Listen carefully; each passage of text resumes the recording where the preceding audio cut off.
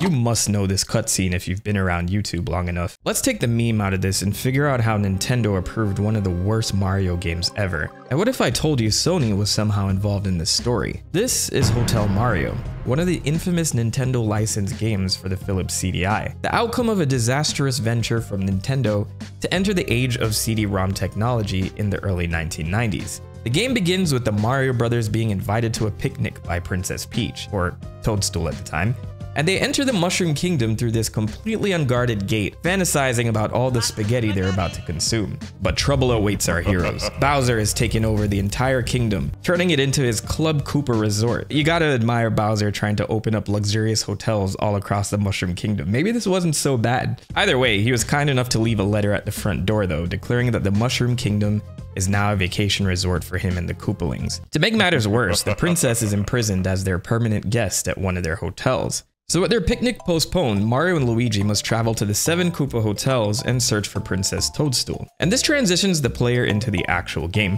which you'll immediately notice is not your traditional Mario title. The objective here is to close all the doors on each level under the time limit of 200 seconds. All of this while enemies try to kill you and open doors that you've already closed. Each of the hotels have multiple stages and a boss fight, but even with this boss present, the objective is still exactly the same. And while it's anyone's guess as to why closing all the doors is Mario's primary objective here, I'll venture to say that this is supposed to represent them trying to shut the hotel down. But let's get to the drama here. The main factor that kept this game alive for so many years would be these animations. If you need instructions on how to get through the hotels, check out the enclosed instruction book. Okay. Repurposed all over the internet for humorous reasons during the YouTube poop era and beyond. The subpar animation, the over-the-top voice acting, this is all mwah. An art we'll probably never see again without it being forced or intentional. But what happened here? How was this game developed? To answer these questions, we go back to 1988. Nintendo is on this new high after the major success of the Nintendo Entertainment System and all their new IPs that exploded in popularity. With the Super Nintendo on the cusp of its debut, packing even more impressive graphics, Nintendo was still researching how they could offer even more. And around this time, CD-ROM technology was quickly expanding, with Sony and Philips being the two companies that were the pioneers of this form of digital media, joining forces in the early 80s to create the technical standards surrounding this format. With many budding companies from the computer industry like Apple and Microsoft utilizing this tech in their rapidly growing products. Developers! Yes! So Nintendo was also keeping a close eye on these CD-ROMs, wanting to implement them into their latest gaming console, which would have allowed them to produce even bigger games with improved graphics and fancier cutscenes. To help them with this venture, they enlisted none other than Sony, which began a joint project for the CD hardware add-on for the Super Nintendo. So we jump to 1991. The Super Nintendo is a success and a year into its life cycle, and Sony has just finished up its prototype from the collaboration, a CD-ROM add-on that they're ready to reveal to the world at that year's Consumer Electronics Show. The prototype was called PlayStation. And for those of you who don't know this story, I'm sure you can tell where this is going. So Sony has this big announcement at this trade show, and literally the day after, Nintendo announced that they had plans for a Super Nintendo CD-ROM attachment developed by Philips Electronics. Oh, I know there are people screaming on the phones that day. Yeah, so this rude and sudden break in their partnership with Sony happened because they couldn't agree on how to split the revenue for the PlayStation, and pulled the cord on the project without Sony even knowing. So this move understandably pissed off Sony, which I'm sure is an understatement, and instead of throwing out the technology and moving out of the gaming sector, they went on to make the Sony PlayStation. If this is your first time hearing this story, these commercials should have a whole new meaning to you now.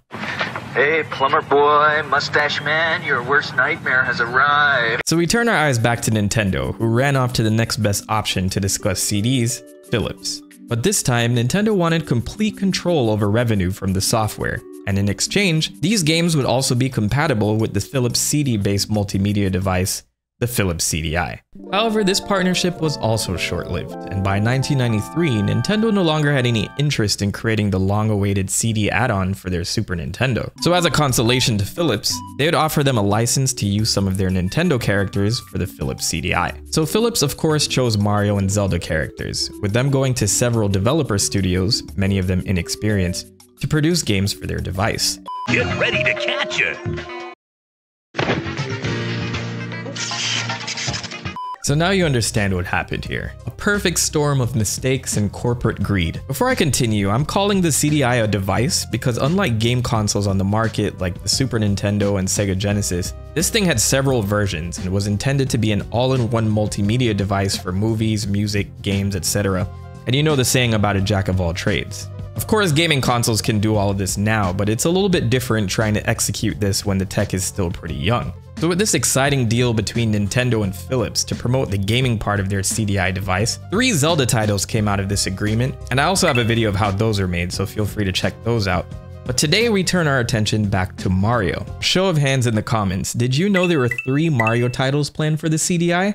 No. Super Mario's Wacky Worlds, a title that was planned to be a direct follow-up to Super Mario World. Nova Logic was the name of the company that developed this game, getting the idea from a Nintendo sales exec for a simplified Super Nintendo game to be adapted to the CDi. So their developers, Silas Warner and John Brooks, apparently worked 24 hours a day for 2 weeks to create one level of a Mario prototype that they could present to Nintendo. And in the end, Nintendo was impressed. And so the team would go on to work on this prototype for an entire year before Nintendo canceled it due to the CDi's poor sales. Now I get Nintendo's reasoning here, but this game seemed more promising than the Hotel Mario game we ended up with on the CDi. There was also another canceled Mario game called Mario Takes America, which we have less information on, but a Toronto-based developer named Sigum stepped up to create this title. It was intended to be an edutainment game along the lines of Mario's Missing and Mario's Time Machine, which I should also cover one of these days. But Philips approved this pitch and funded the game to be developed for CDi,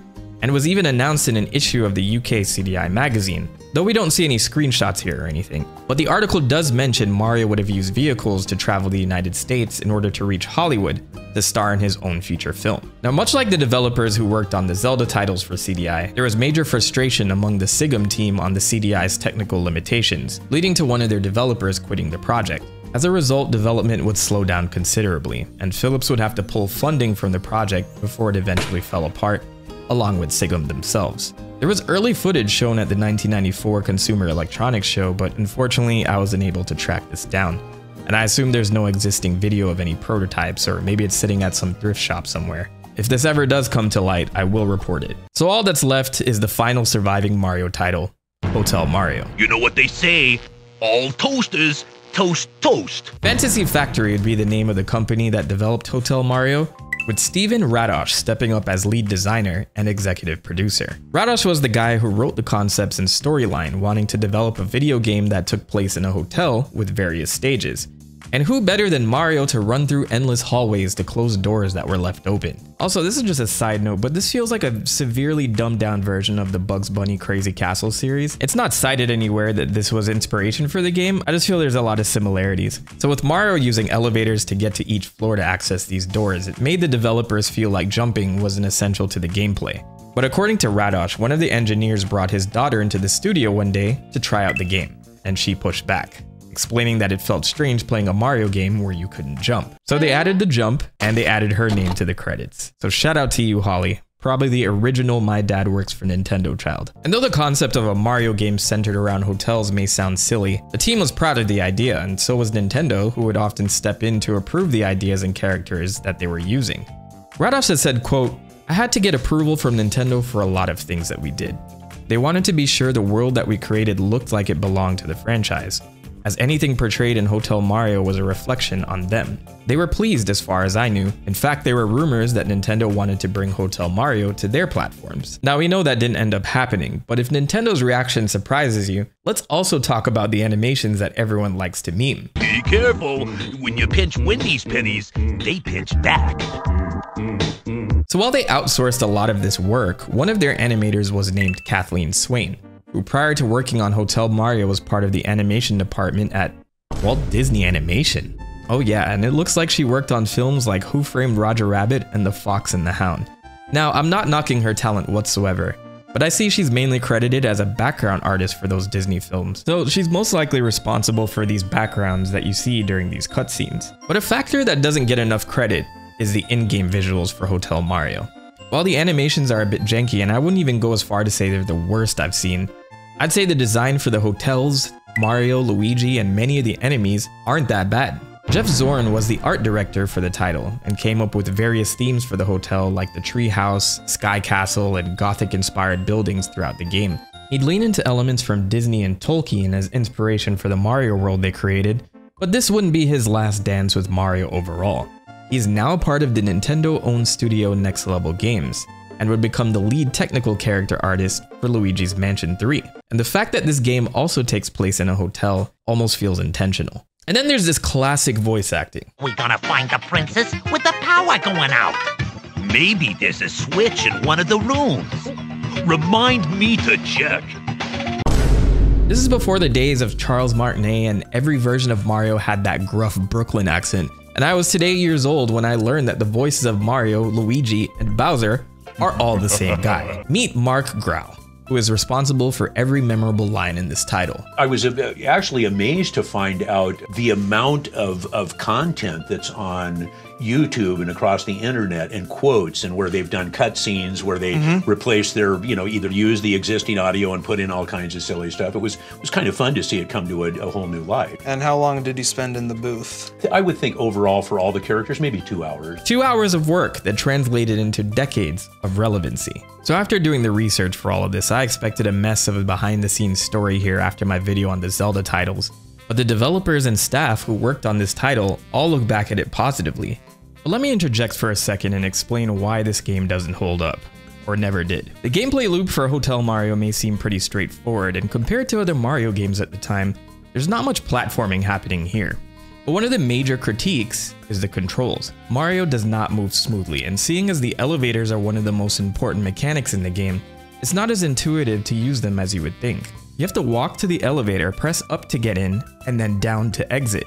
This was intentional on the developer's part so you can use the elevator to avoid enemies, but when playing a game, there's always this idea of how the player thinks basic mechanics should work, like flipping switches, running, jumping. And if these are overcomplicated, it will interrupt the flow of the game. Not to mention the CDi didn't have the greatest controllers, criticized for their laggy response time, and just look at it. While this design is a red flag, some of the issues with controls goes back to the hardware itself. The CDi's drive was single speed, meaning most of the time for these games, it was pulling both audio and graphical data straight from the disc, and didn't have the hardware in place to do this well, leading to a lot of the sluggish gameplay we see for many of the games. And seeing as Mario is known for fast-paced platform action, Hotel Mario is not that. And many say the game gets boring after a while. Just to give you a scope on how repetitive this game gets, you have 6 hotels, each with 10 stages, and the 7th with 15, giving a whopping total of 75 stages of closing open doors. But hey, you got Elvis Goombas walking around to soften the blow. But despite the failure of the CDi as a whole, Stephen Radosh has said that Hotel Mario on its own was a financial success. Wait, what? So I've been wrong about this game this whole time? What about the reviews at the time? A 6.6 from Electronic Gaming Monthly. This is quite addictive stuff. And it's strongly recommended you use the joypad for max enjoyment. No, but where's the outrage here? Okay, GamePro? Mario maniacs might want to check out this Mushroom Kingdom, even if they just end up watching the cartoons. No, this can't be. An 87 from Super Juegos. ¿Y qué recomendamos a todos los propietarios de un CDi? I don't know what that means, but that doesn't sound like they're shit-talking this game. Is this not the worst Mario game in existence? Did the devs not phone this game in? Have I been lied to this whole time? Okay, my point here is that this title was very much a product of the times, much like the Zelda CDi games. And while every review wasn't exactly positive, the fact of the matter is that we were spoiled by Nintendo quality. But there were a lot of games like this on the market at the time. Correction, there were a lot of games much worse than this on the market at the time. I should know. I was playing them. Anyway, you all are gonna sit there and listen to how the story in this game ends. Don't worry, I'll talk about the recently uncovered beta as well. So Mario and Luigi travel to each hotel to defeat the Koopalings.